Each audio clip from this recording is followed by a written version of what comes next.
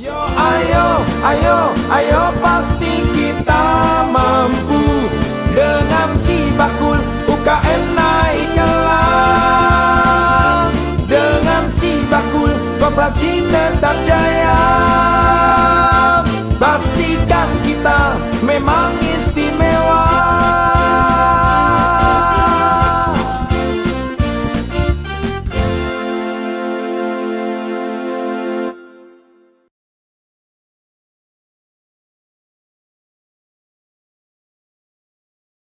One 106.1 Jeronimo The Real Sound of Jogja. Ketemu lagi di Sidilan Kanca Muda Sibakul Jajah Deso Milangkori. Dan pastinya acara ini terselenggara oleh Dinas Koperasi dan Usaha Kecil Menengah Daerah Istimewa Yogyakarta. Dan tentunya didukung sepenuhnya oleh Dana Keistimewaan Yogyakarta. Nah, dan di siang hari ini kita sudah ada di suatu tempat yang rame-rame syahdu ya. Ini banyak pohon, terus ada Pak Wisnu. Alhamdulillah ketemu lagi, senang loh saya nih. Soalnya kalau ketemu Pak Wisnu pasti dapat rekomendasi tempat wisata, tempat makan, enak pokoknya. Hanya rekomendasi Mbak ya? Iya, rekomendasi. Akankah lebih baik nek dibayari? Oke, dan siang hari ini kita udah ada di Trimurti ya. Trimurti ini ada di Serandaan, Bantul, Kanca Muda.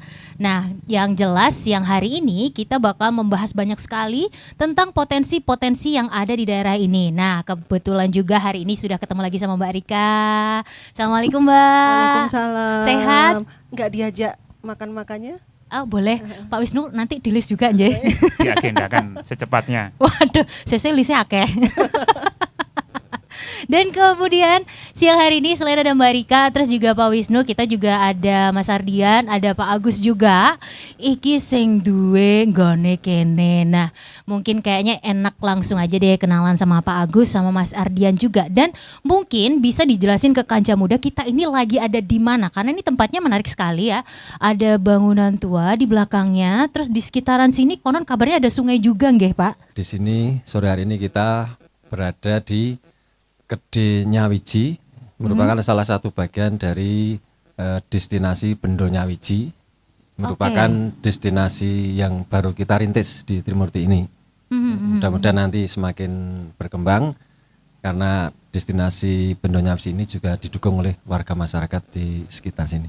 Oke, nah ngomongin soal Bendo Nyawiji ini kan salah satu dari sekian banyak potensi yang ada di Trimurti ini sendiri nggih Pak? Iya, betul. Nah, selain itu ada apa aja ya di Trimurti ini untuk potensi-potensinya?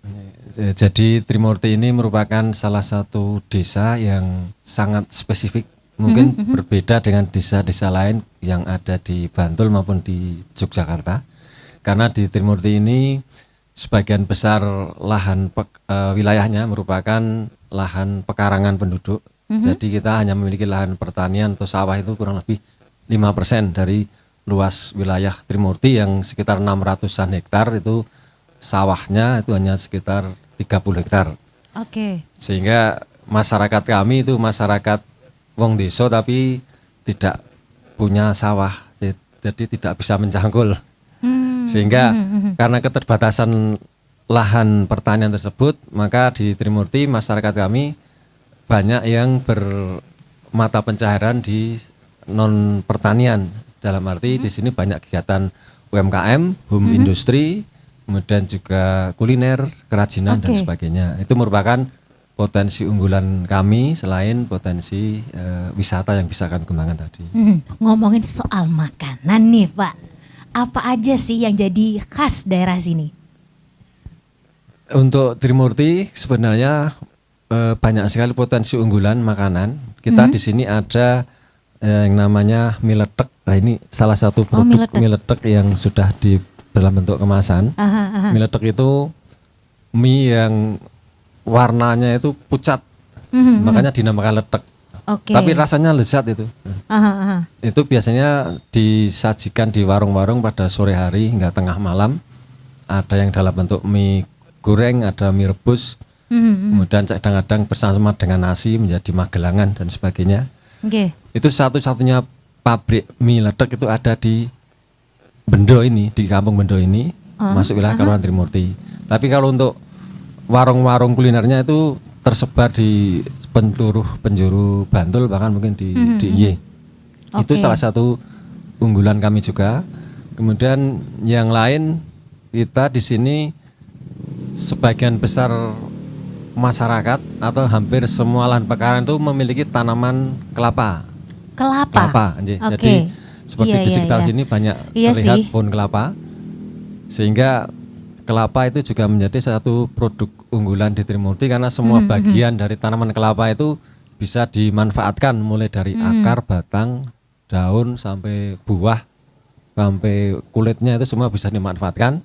Mhm. Dan untuk contoh-contohnya ini ada di depan kita ini ketak, ini juga berbahan baku kelapa, kemudian Oke. wingko, keripik kelapa, serundeng dan sebagainya itu merupakan contoh-contoh produk-produk unggulan Trimurti yang berbahan baku dari kelapa. Oke, siap. Nah, yang cukup menarik ini ada keripik kelapa sama ketak. Nah, ini mungkin bisa dijelasin salah satu nih, Pak. Yang keripik itu yang dia diolahnya seperti apa, terus ketak ini kok ada grenjengnya, ini apa gitu. Mungkin lebih teknisnya Mas Mas Ardian, Ardian, selaku nggih. yang Oke. unit usaha G2R kita di BUMDes itu yang memproduksi atau mengemas produk-produk seperti ini.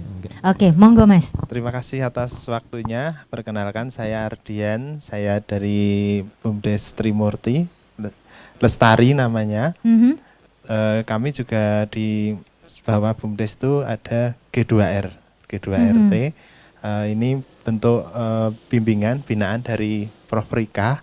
Itu salah satunya produk yang kita kita unggulkan adalah dari olahan kelapa. Olahan kelapa ini ada ketak seperti yang disampaikan tadi, itu berbahan baku dari kelapa. Jadi ketak ini adalah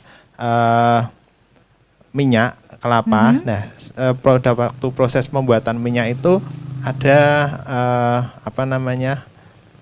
gumpalan yang tidak jadi minyak, itu namanya ketak itu. Nah, Oh, oke. itu diproses lagi sehingga bisa menjadi makanan yang seperti itu. Untuk pengemasannya itu kita menggunakan aluminium foil atau grenjeng itu supaya lebih awet. Jadi dari segi rasa nanti lebih tahan lama dan tidak berubah rasanya. Oke. Gitu. Terus yang kedua ada keripik kelapa. Keripik kelapa ini juga bentuk inovasi dari pengolahan makanan yang berbahan baku dari kelapa.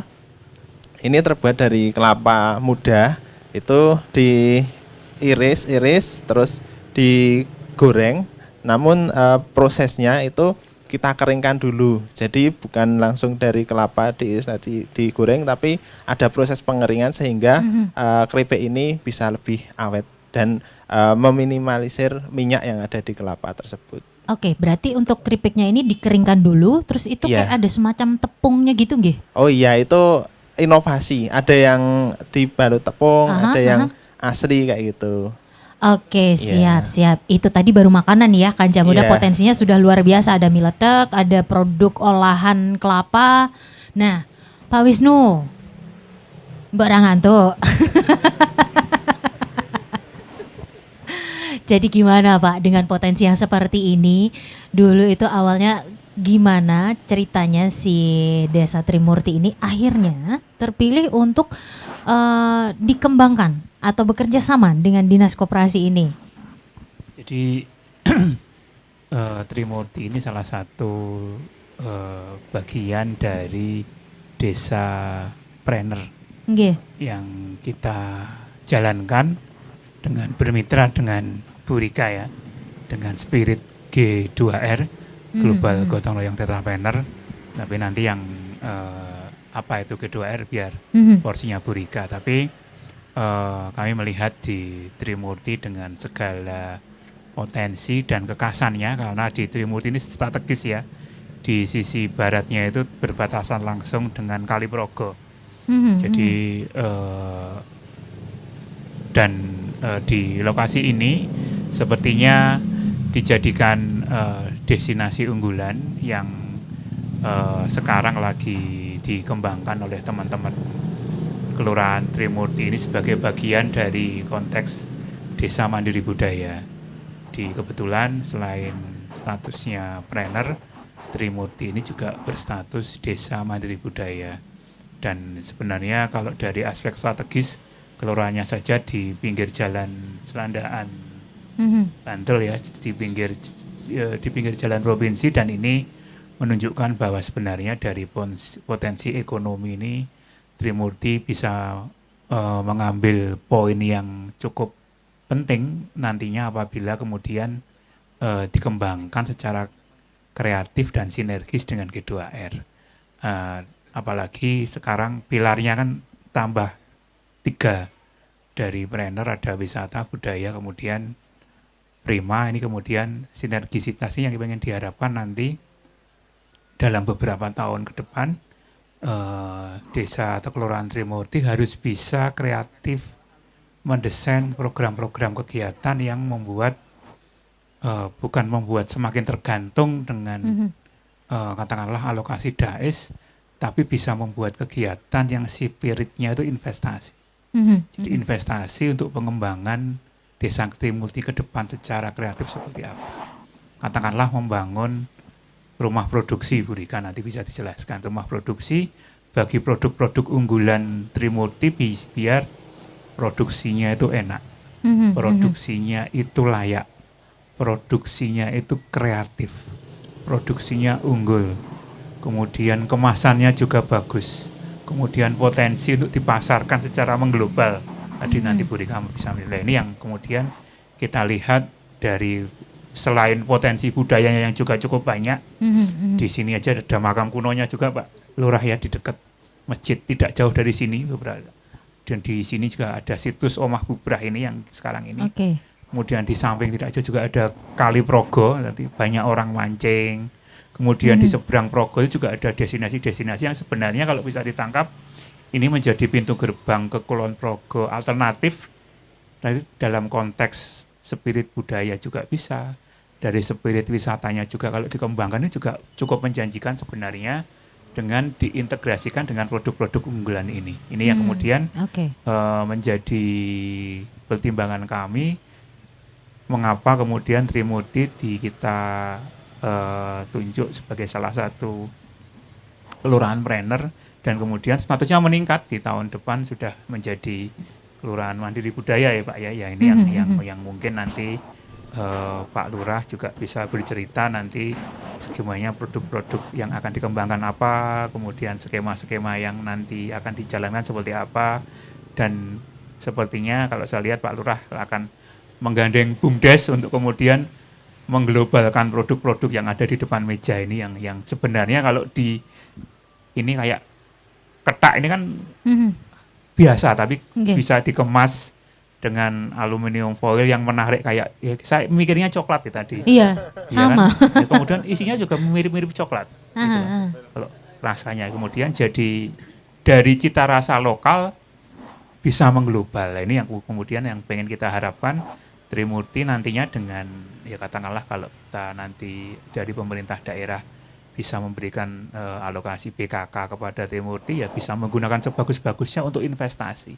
Tidak kemudian sekedar untuk ya saya sepakat dengan Bu Rika ya ritual-ritual yang kemudian hanya kemudian habis ya ritual rutin tapi nanti tidak meninggalkan kesan apa-apa.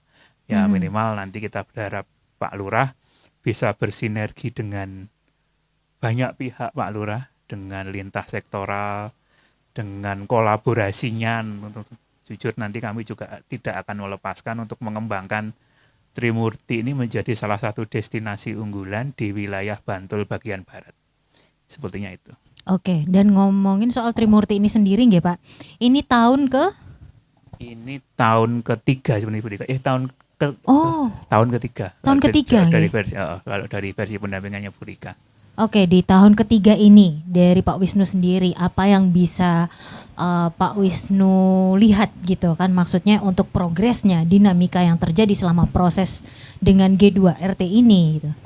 Sebenarnya kalau saya dilihat saja produk yang ada di depan ini. Ada keripik kelapa, ada mie letek yang dikemas secara apik. Iya. kalau kita lihat di pasar mie letek kan mungkin kalau beli hanya bal-balan gitu kan ya. Waduh, Di sepak plastik bola. ya. Dia di model katakanlah cuma diikat sama Plastik, terus plastik sama tali aja, rafia gitu tali biasanya rafia ya. kan.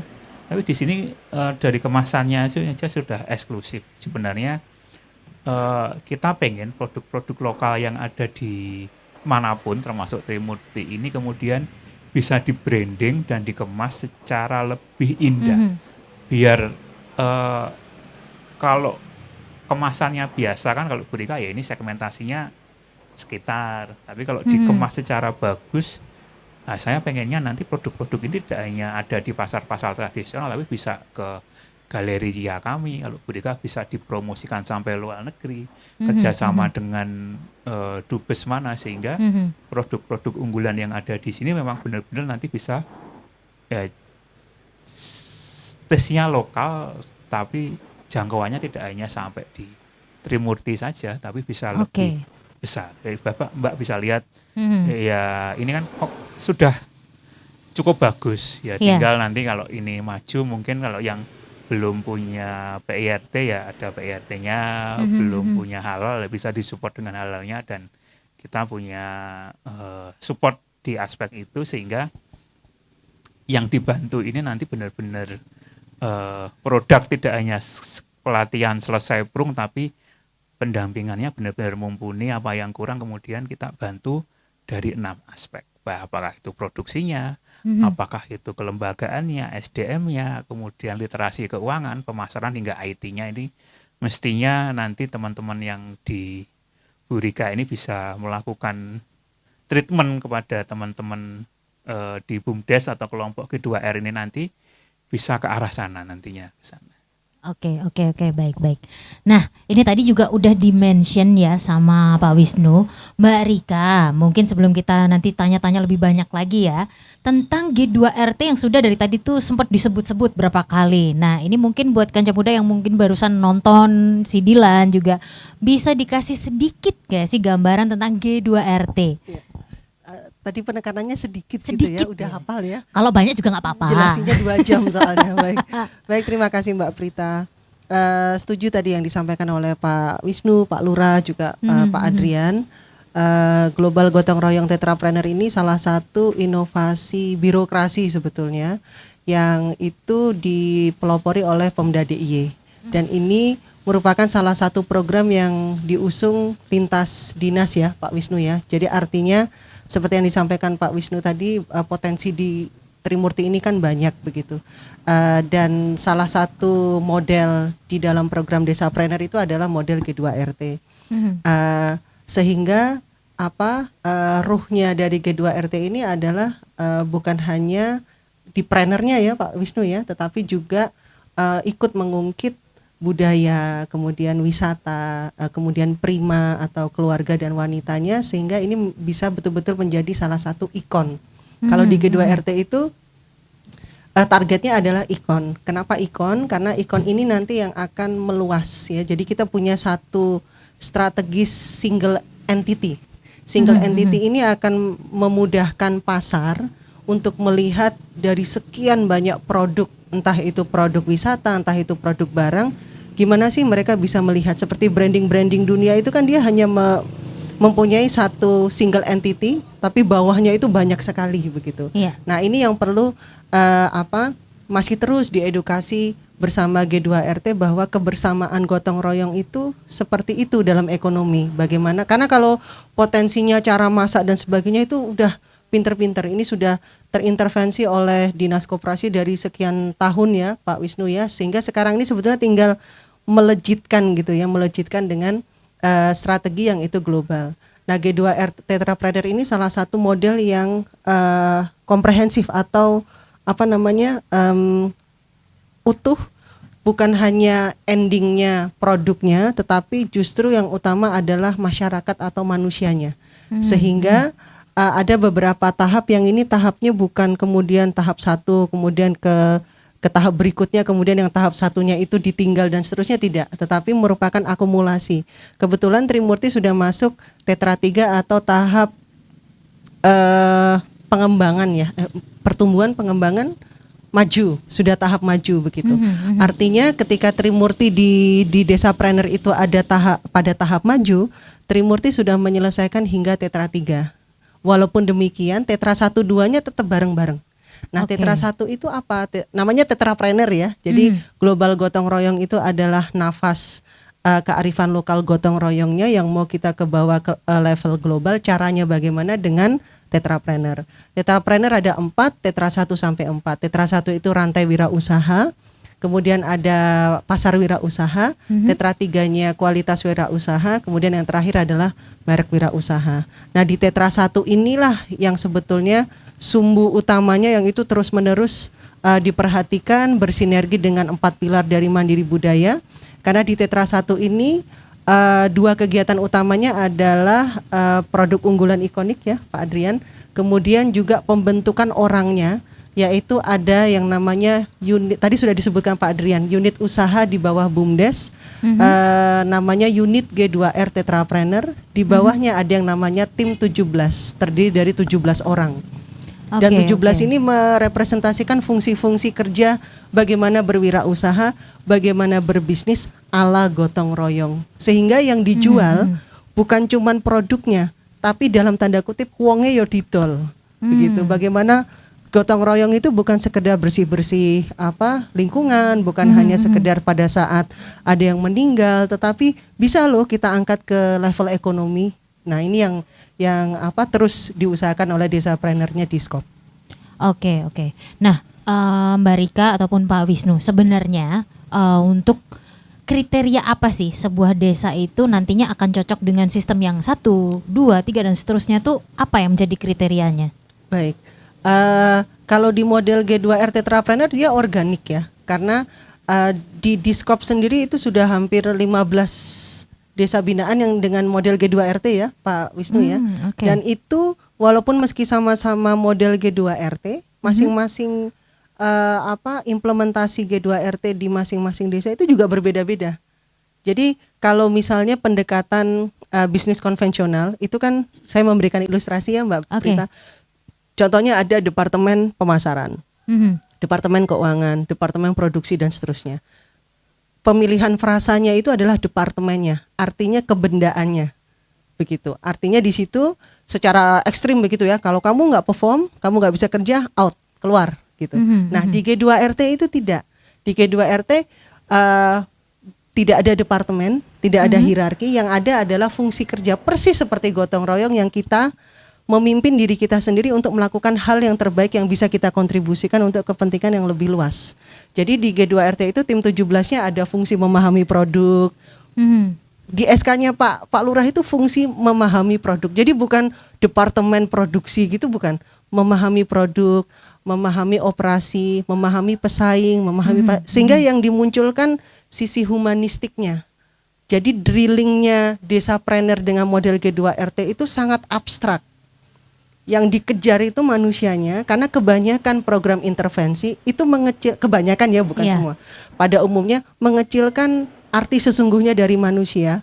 Yang ketok iki kue raiso apa-apa, tak ajari manuto gitu. Padahal seharusnya dibalik, Bapak mau sejahtera, caranya gimana? Yuk, punya ide apa Pak? Sehingga caranya itu sangat humanistik, sehingga masing-masing desa itu sangat berbeda begitu, sangat berbeda, tidak bisa disaklekan dan seterusnya. Nah, hal-hal yang seperti ini dengan sangat apik bisa dipotret oleh Pemda DIY menjadi karena itu tadi saya mengatakan inovasi birokrasi.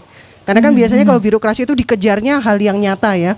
Berapa orang ini 1 2 3, berapa pelatihan 1 2 3, berapa. Kalau ini tidak, yang dipotret adalah bagaimana dia sudah mengerti belum tentang pemasarannya. Oh masih dibantu, oh nggak apa-apa, dibantunya berapa persen, 20% itu di laporan sampai sedemikian detailnya. Sehingga kadang-kadang banyak yang bilang, G2RT ini ngopo toh? Sampai ditanya begitu ya, ini ngopo sih istilahnya begitu. Nah karena pemahaman birokrasi kebanyakan di masyarakat umum, terutama di negara berkembang, masih sangat kapitalis, kebendaan yang dilihat. Begitu, sehingga dengan Trimurti ini yang sudah masuk tahap maju di tahun ketiga, karena itu di Trimurti sudah saatnya memiliki satu yang lebih fisikal, Oke. fisikal, dan itu menggunakan BKK, Rintisan Mandiri Budaya ya, oleh pembinanya adalah Dinas Koperasi. Disitulah kemudian saatnya ketika sudah beraktivitas ya, Pak Adrian ini kan dari tadi nggak ketawa-ketawa ya, karena pusing mikirin model G2RT-nya. Sehingga di Trimurti ini nanti akan menjadi satu ikon pertama di Indonesia, satu-satunya hingga saat ini yang akan membangun yang namanya 3R G2RT. Itu adalah 3R itu rumah produksi, rumah bisnis, dan rumah kemasan. Itu pertama kali di Trimurti. Sehingga pendekatan Diskop itu kegiatannya sudah jalan, infrastruktur baru masuk. Sehingga nanti jadi gumregah, bukan infrastruktur dulu kemudian mangkrak. Kebanyakan kebanyakan kan kalau di treatment di berbagai daerah itu seperti itu begitu. Nah, ini kegiatannya sudah heboh ya berjuangnya, kemudian langsung disupport infrastruktur sehingga harapannya nanti akselerasinya lebih cepat. Nah, kenapa 3R G2RT ini loh, itu kan biasa Bu, rumah produksi, rumah kemasan dan sebagainya. Rencananya ini insya Allah ya, rencana ini bersama-sama dari Dinas Koperasi dan juga Danais, kalau ini bisa menjadi satu ikon yang itu nanti akan secara kompak dan gotong royong bisa dilaksanakan ke daerah-daerah lain yang menggunakan model G2RT. Nanti Mbak Firita bisa melihat G2RT apa sih kok rumit banget. Itu ada bangunan yang sama, ciri khasnya sama, hadir di semua desa. Dan itu rencananya akan menjadi entrance atau semacam lobby begitu kalau kita di hotel ya. Lobby yang itu mempunyai standar yang sama, mempunyai kapasitas yang sudah levelnya global. Setelah itu nanti titik masuk itu akan kemudian menjadi akses pasar masuk ke destinasi-destinasi lainnya di desa itu begitu. Jadi strateginya kita betul-betul strategi satu entitas begitu. Oke, berarti kalau misalnya bisa digambarkan adalah G2RT ini pengennya itu jadi sebuah core gitu ya, inti gitu. Sebelum nantinya berkembang, karena pun tiap desa pun punya karakteristiknya masing-masing juga gitu kan ya. Oke. Desainnya pakai kontainer loh Mbak. Oh. Jadi futuristik lokal. Futuristik Oke. tapi lokal begitu. Siap. Nah, di tahun ketiga ini ya, ini dari Mbak Rika saya mau geser ke Pak Agus dan Mas Ardian. Sedikit flashback Mas, bernostalgia. G2RT ini kan memang sudah tertata rapi menjadi sebuah inti dari pergerakan ekonomi di sini gitu kan ya. Awalnya tuh seperti apa? Karena di episode sebelumnya tuh kayaknya bikin pusing gitu kan. Kok curhat? Nah, ini monggo dari Mas Ardian, Pak Agus, ini pertama kali dulu Mbak Rika datang dengan konsep G2RT-nya. Nah, kira-kira apa yang terjadi gitu? Ya, terima kasih. Waktu awal kita bertemu dengan Prof. Rika pertama kali tentang menyampaikan konsep G2RT, ini asumsi kita ini adalah model jualan, hanya jualan saja. Ternyata setelah kita mengikuti dari Tetra 1, Tetra 2, Tetra 3, itu baru kita ketemu ruhnya yang disebutkan oleh Bu Rika tadi tentang gotong royongnya. Baru terasa di situ tentang bagaimana aktivitas tim 17 itu selalu bersama dalam memahami produk, memilih produk, memahami pasar, membuat desain kemasan dan lain sebagainya. Itu betul-betul bisa melibatkan masyarakat lebih luas. Jadi tidak hanya tim 17 itu, namun masyarakat juga kita libatkan dalam menyampaikan ide-ide berkaitan dengan ikonik yang ada di Trimurti ini, seperti itu. Oke, pusing nggak Mas? Sangat. Itu nanti di cut ya. Ono nit. Iya betul, dan kasih tit gitu. Baik, siap. Ekspresinya traumatik soalnya. Oke. Nah, sampai menemukan kelapa.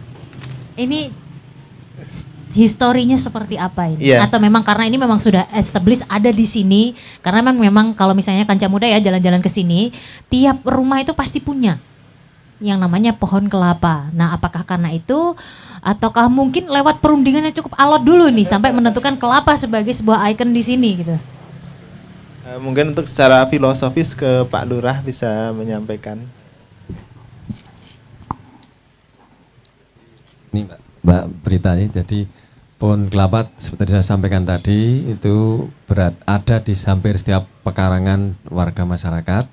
Kemudian kelapa ini juga merupakan simbol dari Kelurahan Trimurti. Karena dulu Trimurti ini kan merupakan penggabungan dari 3 desa Jadi zaman dulu itu Trimurti itu dari desa Puron, desa Mangiran, dan desa Serandaan. Tahun 48 itu digabung jadi satu, namanya Trimurti. Jadi Tri itu kan 3, jadi 3 kepala, jadi menjadi satu. Dan itu simbol yang digunakan itu berupa tunas kelapa itu, yang jadi ada 3 cikal itu yang menjadi satu, itu simbol dari Trimurti. Kemudian kebetulan ketika teman-teman dari tim G2RT ini pembahasan untuk ikon ini juga mereka bersama dengan tokoh masyarakat juga dari Bamuskal itu merumuskan bahwa kelapa ini merupakan salah satu produk Trimurti yang bisa kita globalkan ya, karena semua komponen dari pohon kelapa itu bisa bernilai bisnis. Iya. Kemudian bahan bakunya juga mudah kita dapatkan di sini. Kemudian juga sudah ada kegiatan-kegiatan produksi di masyarakat yang menggunakan bahan baku dari turunan kelapa, baik dari buahnya, dari daunnya, batangnya, dan sebagainya. Dan kemudian juga kelapa ini merupakan produk yang masih apa ya, kemasannya masih tradisional, sehingga masih punya potensi untuk kita kemas menjadi lebih modern, lebih menarik, sehingga bisa meningkatkan nilai jual dari produk-produk kelapa. Karena misalnya ketak yang dulu hanya dibungkus dengan plastik bening itu mungkin satu butir itu hanya seharga berapa Mas Sabian, paling 500 nih. 500 ketika nanti sudah dikemas dengan bentuk yang lebih premium itu mungkin bisa naik menjadi 5 kali lipat atau bahkan lebih. Apalagi kalau nanti bisa masuk ke hotel atau mall dan sebagainya. Jadi kesepakatan dari teman-teman waktu seperti itu, sehingga jadilah kelapa sebagai ikon dari G2RT ini. Nah Pak, kalau misalnya boleh tahu nih, tadi kan sempat disebutin juga ini cukup besar ya penduduk di sini yang berkegiatan itu di UMKM. Nah itu kira-kira kalau misalnya menurut angka itu ada berapa? Kalau dari segi angka itu kebetulan saya tidak membawa data tadi. 20 itu lebih lah ya Pak. Lebih, ada lebih. Sebagian karena besar berarti. Selain yang produk seperti ini juga ada kuliner juga banyak di sini. Kuliner yang kerajinan-kerajinan seperti ini, contoh-contoh ini kan juga dari daun kelapa ini. Oh, iya. Kemudian janur, kemudian juga ada itu bluluk kelapa itu yang calon kelapa tapi yang masih kecil kan ada yang jatuh itu. Itu juga dibuat kerajinan. Jadi apa nih Pak? Jadi ya bahan-bahan handicraft itu untuk kerajinan yang aneka macam itu. Termasuk sabutnya itu juga bisa, bahkan sampai akarnya itu juga dibuat kerajinan juga. Oke, berarti dari satu pohon aja tuh kanggo kabeh nggih. Ya, betul. Oke, baik. Nah, untuk sedikit nih, ketak sendiri nih rasanya tuh kayak apa sih Pak? Ya, untuk ketak ini kita dulu yang sebelum ada G2R ini hanya satu rasa, rasa manis. Hitam manis tapi ya, manis. Wah, hitam manis. Oke, baik. Kita loh. Lambiku ora ya. Tapi kalau sekarang kita dari teman-teman itu sudah variasi, ada rasa kacang, ada rasa keju, bervariasi. Oke. Nah, yang cukup menarik juga adalah mie ledak ya, yang akan go international gitu kan. Amin.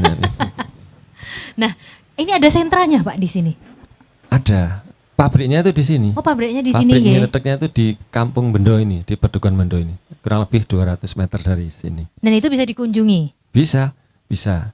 Itu sering kita jadikan lokasi untuk touring wisata. Oh, kirain makan bersama Pak. Oh, kalau warungnya malam hari Mbak, bukan biasanya sore. Setelah maghrib. Siap. Nah, dari tadi kita ngobrolin potensinya dari makanan, terus ada kerajinan. Untuk wisata Pak, Ini kira-kira kalau di Trimurti sendiri ini selain Bendonya Wiji ini ada apa lagi nggih? Trimurti ini kan setiap pedukuhan, kita kan ada 19 pedukuhan. Aha. Setiap pedukuhan itu merupakan kantong seni budaya. Jadi semua kegiatan seni budaya mulai dari jatilan, reog, wayang, mocopat, kerawitan sampai yang seni modern ya, ada semua di sini. Sehingga kita untuk mengembangkan wisata itu tetap berbasis ke seni budaya, jadi wisata budaya. Termasuk di Bendo ini juga kita kembangkan sebagai destinasi wisata budaya, sehingga kalau pas seperti ini kan seakan-akan tidak ada aktivitas yang besar ya, tapi seringkali mungkin hampir setiap minggu kita ada event-event budaya di tempat ini dengan menampilkan baik itu kesenian, kemudian kegiatan keagamaan, mocopat, termasuk atraksi-atraksi musik, budaya dan sebagainya itu selalu hidup di tempat ini. Ini salah satu destinasi wisata budaya yang sedang kita kembangkan. Oke. Dan kebetulan ini lokasinya juga berada di pinggir sungai besar, mungkin sungai terbesar di Yogyakarta, ini Sungai Progo. Sehingga ke depan harapannya potensi yang ada di pinggir Sungai Progo ini kita manfaatkan seiring dengan pengembangan destinasi Bendonya Wiji ini. Dan di tahun ini sudah kita mulai untuk pembangunan beberapa objek sarana, yaitu sarana outbound di sekitar 100 meter dari tempat ini, ada di pinggir Progo juga. Dan nanti harapannya tahun berikutnya, tahun depan, bisa kita sempurnakan lagi dengan BKK Dana Keistimewaan, sehingga sarana outbound yang ada di Bendo ini nanti akan bisa semakin menarik, semakin menjadi magnet untuk wisatawan yang akan berkunjung ke sini. Oke, Pak, besok kalau ada reog saya diajak nggih. Ini udah persis reog soalnya saya. Oke. Nggak lama lagi, mungkin 2 minggu lagi ada. Wah, pas. Minggu depan. Nanti saya daftar ya Pak, nomor 1, saya jadi reognya. Oke, terus selama kurang lebih dari tahun pertama, kedua, ketiga untuk membangun ini mungkin ya dibilang mudah tuh juga enggak. Tapi mungkin akan lebih mudah daripada maintain atau menjaga keberlangsungan selama prosesnya ini. Nah, ini kalau dari Pak Agus, Mas Ardian, kira-kira tantangan ke depannya nih, ini kan udah tahun ketiga nih. Itu tuh seperti apa yang udah ada di gambaran Pak Agus dan juga Mas Ardian sendiri? Ya, untuk kedepannya tentunya dengan adanya sudah ditentukan produk olahan dari kelapa ini, kita akan berinovasi bagaimana untuk pengemasan, proses produksinya, salah satunya dengan dukungan dari pembuatan lokasi rumah produksi itu tentunya akan lebih terstandarisasi, terus kemasannya juga akan lebih bagus. Itu semoga bisa mampu bersaing di pasar yang lebih luas.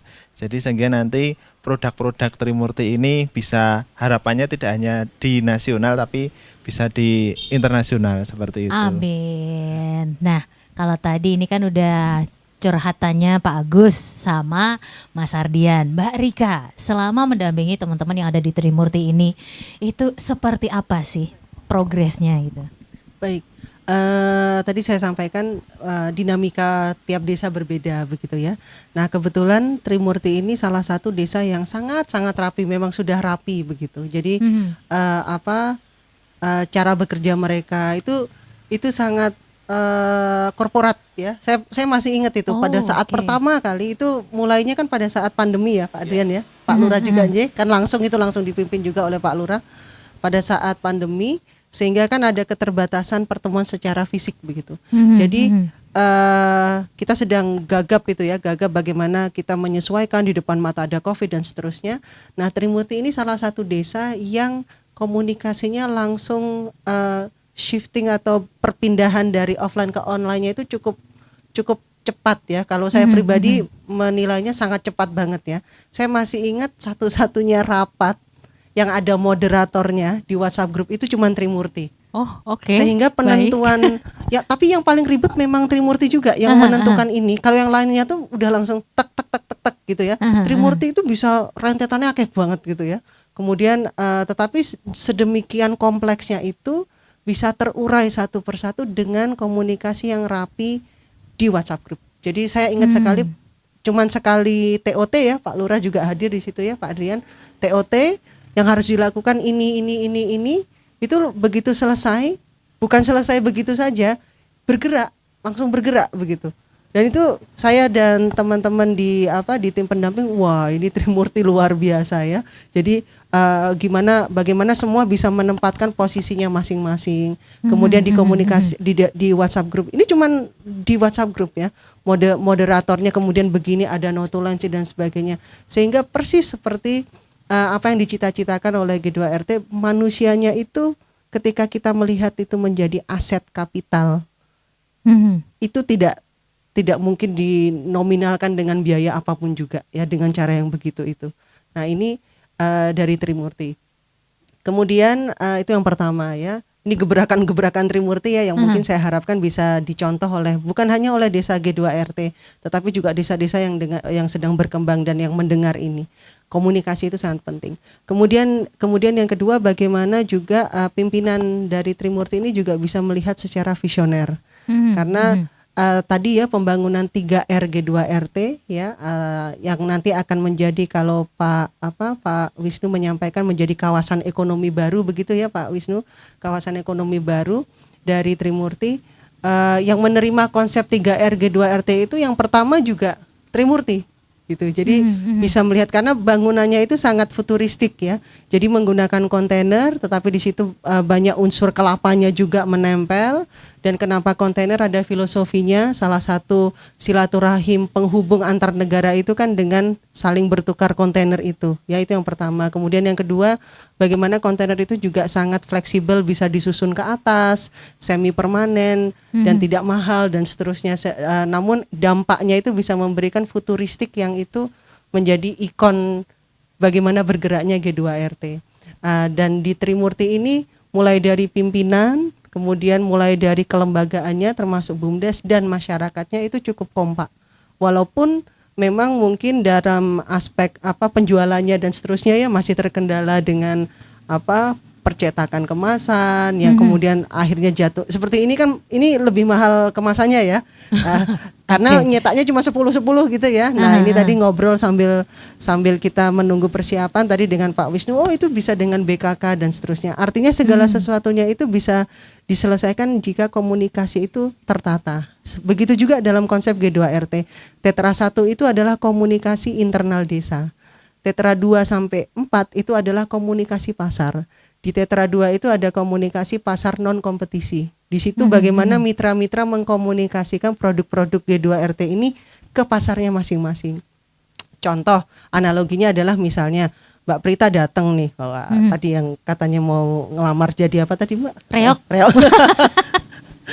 Misalnya ya Mbak Prita datang, kemudian Mbak Prita menyampaikan, aku ki ayu loh, ya, saya tuh cantik, pintar, keren lagi. Itu Mbak Prita yang ngomong. Tapi memang iya, Mbak Prita memang cantik, keren, pintar, memang iya. Nyatanya atlet reok lagi. Iki mau kok dibolak-balik nih ya. Digede kayak volume. Brainwash loh ini. Kemudian kita paham, oh ya memang itu kenyataan. Tapi kok ngomong dewe ya, manusia gini amat sih. Kita kan pasti batin ya, segitunya jadi manusia ya. Tapi misalnya Pak Wisnu yang menyampaikan itu ya, Pak Wisnu yang sudah dari Diskop, pejabat di Pomda dan seterusnya menyampaikan, kenal Prita nggak dari Jeronimo? Ya itu tuh beliau itu cantik, pinter, keren, wah pokoknya apik tenan wonge. Harus jadi panutan. Kita yang dengar, mosok sih, begitu Mbak Prita datang, oh ini tuh namanya Mbak Prita.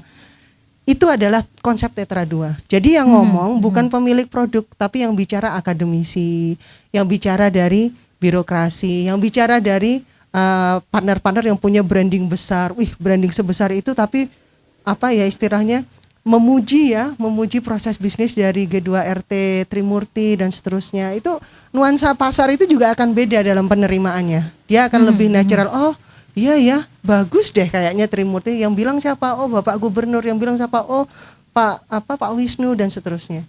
Nah, kemudian ketika itu sudah dibina, edukasi ke pasar itu sudah terbina dengan pendekatan-pendekatan pasar non kompetisi, baru kemudian dari desa, dari UMKM dan seterusnya itu akan maju ke pasar kompetisi.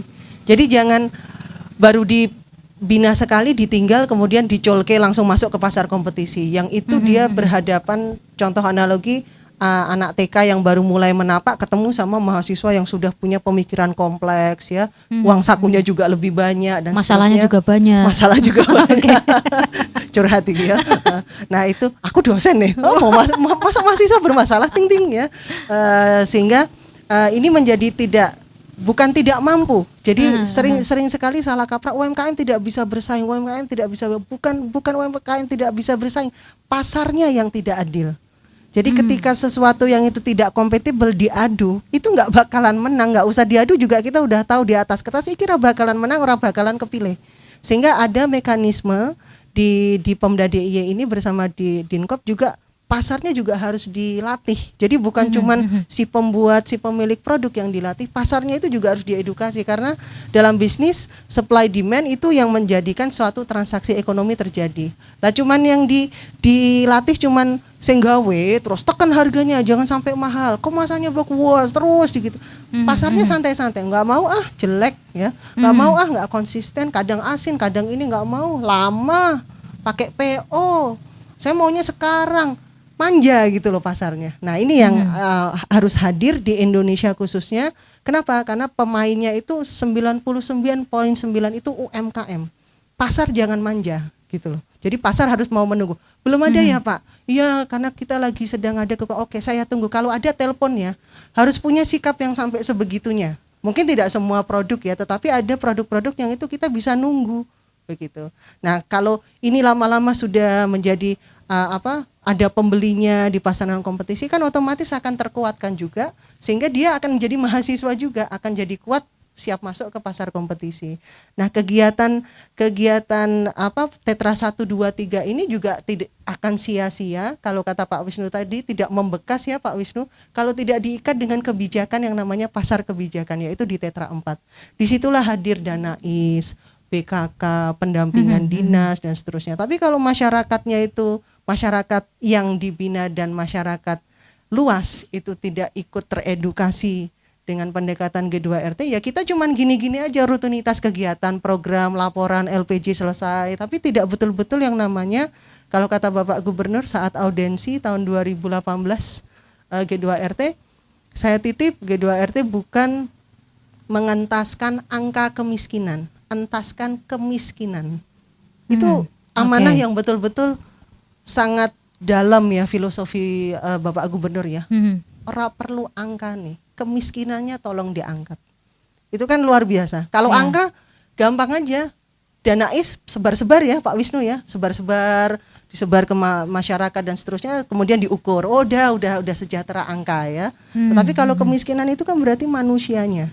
Nah, karena itu kenapa saya menyampaikan Pemda DIY itu visioner karena berani mengimplementasikan satu model gotong royongnya ekonomi itu dalam bentuk yang betul-betul visioner. Artinya sekarang kalau dilihat yora ketok, tetapi tadi disampaikan oleh Pak Adrian lama-lama baru kerasa ya. Kerasanya yang 3 tahun gitu maksudnya.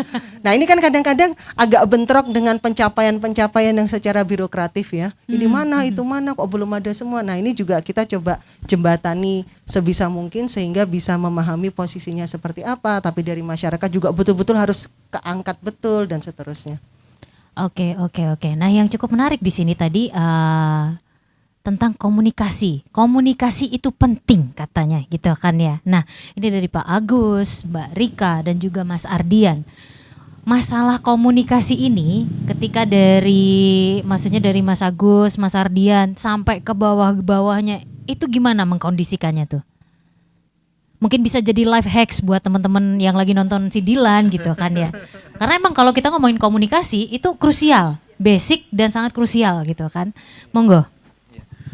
Kalau di tim 17 kita, terutama kita konsisten dulu komunikasi dengan tim 17 itu. Yang pertama kita solidkan dulu ketika tim 17 itu sudah solid, maka komunikasi dengan luar tentunya melalui seperti yang saya sampaikan tadi tentang pemahaman produk, pemahaman pasar, itu secara tidak langsung itu akan mengajak masyarakat bagaimana caranya kita ikut bersumbangsih di G2R ini. Nah, dengan adanya komunikasi melalui mereka itu saran dan masukan, terus masyarakat itu bisa menerima dan bisa merasakan ternyata ide yang kami sampaikan itu digunakan oleh G2RT seperti itu, sehingga mereka masyarakat merasa memiliki juga G2R selain tim 17 yang memang setiap hari kita selalu berdiskusi membahas tentang G2R ini seperti itu. Oke, baik. Jadi aman lah ya, masih bisa Insya Allah. dikomunikasikan dan Iya. setelah dikomunikasikan ternyata memang membuat prosesnya jadi lebih lancar nggih. Oke, baik. Terus kemudian adalah satu hal lagi nih yang cukup menarik adalah mengenai pasar sendiri nih Mbak Rika. Nah, kalau misalnya ngomongin pasar, usaha yang sudah settle, sudah besar itu kan banyak ya. Ketika yang mau berkembang ini juga mau ikut nyemplung di situ, apa yang bisa melindungi mereka gitu? Yang pertama sebetulnya pemahaman wirausaha itu apa sih, begitu ya. Jadi perlindungan itu tidak serta-merta dilihatnya itu hanya dari produk. Tadi saya sudah sampaikan. Karena pada akhirnya produk itu hanya perpanjangan dari humanity kita. Bahwa ini karya manusianya loh. Jadi jangan dibiarkan produk itu dengan pendekatan bisnis konvensional, produk itu yang seolah-olah everything gitu. Tetapi yang dibawa itu adalah proses bisnisnya, kewirausahaannya. Nah, sehingga perlindungan itu bukan suatu perlindungan yang istilahnya seperti kita melindungi bayi, betul-betul kita yang melindungi, tetapi merupakan suatu kesadaran bersama bahwa bisnis di Indonesia itu it's not capitalism, bukan kapitalis, bukan sosialis, apalagi komunisme. Sehingga pendekatannya apa? Kita ada ideologi Pancasila yang kalau diturunkan, ideologi Pancasila ya ekonominya Pancasila, ideologi kapitalis ya ekonominya kapitalis begitu. Dan ini bukannya kemudian kita bertentangan, itu enggak, tetapi kita juga siap loh bekerja sama dengan negara-negara yang memang ekonominya kapitalis, sosialis dan seterusnya. Kita siap ya. Tetapi bukan berarti kita harus manut. Ketika kita ada hubungan ekonomi dengan negara mana terus kita ikut-ikutan, kita juga harus bertahan. We have everything. Kita ada bahan bakunya, kita ada manusianya. Dua elemen ini merupakan elemen krusial seharusnya di mana wirausaha dan produk-produk Indonesia itu seharusnya bisa memimpin pasar. Karena kebanyakan kalau saya terakhir sekali ya dengan Kementerian Perdagangan dan sebagainya, itu yang dilaporkan juga penjualannya masih bahan mentah, walaupun saya yakin isu ini sudah mengguling, membola, menggelinding ya, sudah sejak bertahun-tahun yang lalu, tetapi masih yang dijadikan kebanggaan pencapaian itu masih barang mentah begitu loh. Dengan alasan kita nggak punya teknologi dan sebagainya, think gitu loh. Kita harus berpikir gimana tuh caranya supaya kita sama-sama perlu loh, sama-sama kencang. Kamu nggak mau ngasih teknologi, ya udah jangan ngambil bahan baku kita, istilahnya gitu. Itu pasti akan membuat pihak yang akan berbisnis, berdagang itu akan berpikir. Karena pada basisnya yang namanya bisnis itu merupakan sesuatu yang noble atau yang mulia. Jadi nggak ada bisnis yang sifatnya itu aku mau untung sebanyak-banyaknya. Biasanya ada ilmu ekonomi menggunakan modal yang serendah-rendahnya, sekecil-kecilnya, tetapi keuntungan setinggi-tingginya. Dulu mungkin iya ya. Betul. Nah, iya betul ya. Tapi itu dulu ya, karena mungkin dulu tidak seterbuka sekarang. Teknologi memang belum, sehingga batasan-batasan itu memang sangat jelas begitu ya. Tetapi di era keterbukaan, everyone has everything. Jadi semua itu sebetulnya kepemilikannya itu lebur begitu. Sehingga tidak ada yang namanya negara maju, negara berkembang, itu juga seharusnya sudah dihilangkan karena kita sama-sama tinggal di bumi yang semakin lama semakin tua gitu. Nah, kalau kita tidak punya kesepakatan bahwa saya punya bahan baku, bukan berarti itu sesuatu yang nilai ekonominya rendah ya. Tanpa adanya bahan baku kamu juga nggak bisa maju gitu. Sehingga di situ hal-hal yang seperti ini yang kemudian perlindungan itu harus betul-betul dipahami mulai dari Tetra 1, yaitu pemilik pemilik bahan baku, modal manusianya. Kemudian Tetra 2 harus juga paham bahwa mereka juga harus sadar pemain-pemain usaha di Indonesia itu UMKM. Jadi jangan manja juga gitu. Tetapi juga jangan juga yang dari pihak hulunya itu juga kita ada pasar non kompetisi loh, njok sak penake dhewe, tidak. Kita harus juga mencetak profesional desa. Kalau di Tetra 3 salah satu indikatornya profesional desa. Kemudian baru yang pemerintahnya juga harus kuat dalam aspek negosiasinya. Nah, perlindungan itu adalah gotong royong. Bagaimana ekosistem ekonomi Indonesia itu kompak gitu loh.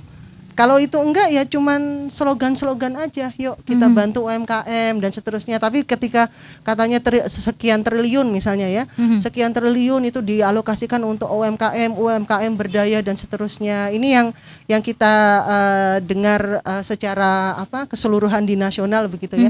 Tapi ketika dana itu turun harus dipilih ya, UMKM-nya harus menggunakan syarat-syaratnya apa, akhirnya yang dapat yang gede-gede lagi karena mereka sudah teredukasi, semua punya syarat dan seterusnya. Nah, hal-hal begini yang itu ingin mencoba dirintis oleh Pemda DIY. Bisa nggak sih konsep yang kalau kata Mbak Prita kemarin ideal begitu ya, yang seidealis ini bisa dilaksanakan? Bisa, buktinya sudah berjalan. G2RT sudah masuk tahun kelima dan sudah diusung bukan hanya Dinas Koperasi tapi berbagai dinas juga. Ada beberapa dinas. Nah, ini artinya ekonomi Pancasila itu adalah real. Salah satu cara melihat ekonomi Pancasila ya lihatlah G2RT yang sedang berjuang. Saya bukan menyampaikan G2RT sekarang sudah sukses dan sebagainya, tidak ya, traumatik lah ya. Tetapi arahnya jelas ke sana. Seperti kita kalau mencari alamat bisa sampai situ. Tetapi yang satu pakai acara kerengan ya. Yang satu lagi sudah punya peta yang jelas. Tinggal mau nggak belok kanan, belok kiri, berhenti dulu dan sebagainya. Di peta itu sudah jelas terpetakan. Nah, ini yang perlu kerjasama semua pihak. Perlindungannya juga di situ. Oke, baik. Terima kasih, menarik sekali ya bahasanya. Ini kalau diterusin bisa panjang sekali. Tapi sayangnya kita harus pamit dulu ya. Tapi sebelumnya aku mau terima kasih dulu nih sama Mas Ardian, Mbak Rika matur nuwun sangat, Pak Agus, Pak Wisnu matur nuwun. Kita ketemu lagi Kanca Muda di Sidilan episode berikutnya. Kita jalan-jalan lagi rahasia surprise buat kamu Kanca Muda. Dan pastinya Sidilan Sibakul Jajah Desa Milangkori ini terselenggara oleh Dinas Koperasi dan Usaha Kecil Menengah Daerah Istimewa Yogyakarta dan didukung sepenuhnya oleh Dana Keistimewaan Yogyakarta. Kalau gitu kita pamit dulu. Terima kasih. Love Jogja and you. Bye-bye. Yo ayo pasti kita mampu dengan Sibakul UKM naik kelas. Dengan Sibakul Koperasi tetap jaya.